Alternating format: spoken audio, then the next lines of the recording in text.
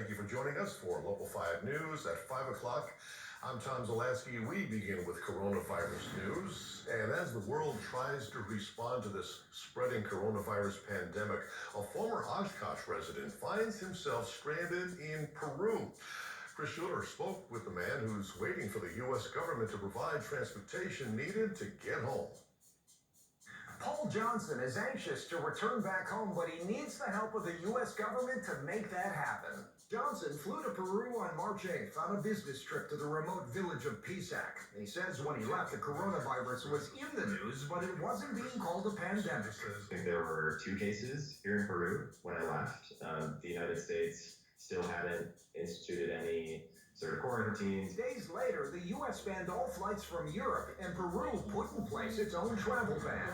The Peruvian government gave us basically 1 day to get out before they closed the borders. Since then, Johnson's been staying calm following Peru's restrictions and waiting for word from the U.S. with instructions on how to get back home. They have been sending flights. About 1,000 Americans have gotten out in the last week.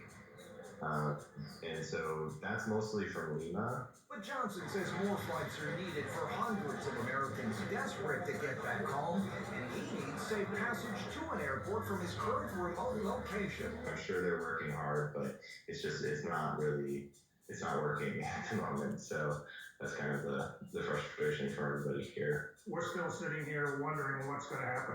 Jay Schmidt wants his stepson back on U.S. soil and has asked Senator Ron Johnson's office for help. Hopefully, we're going to see the end of the tunnel here and he can get on a plane and get home. I feel like, it would be prudent to act quickly to get people out of here. That sort of uncertainty of not knowing what's going to happen and how soon we'll get out is very it's scary to some people that are here. And Johnson says there are roughly about 2,000 Americans still in Peru. Chris Schuler, Local 5 News.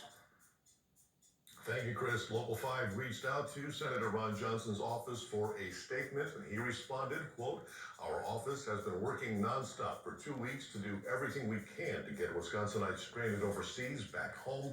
Thankfully, flights have restarted from Peru to the United States. We continue to work with the State Department to help those who still wish to come home." We are back with more right after this.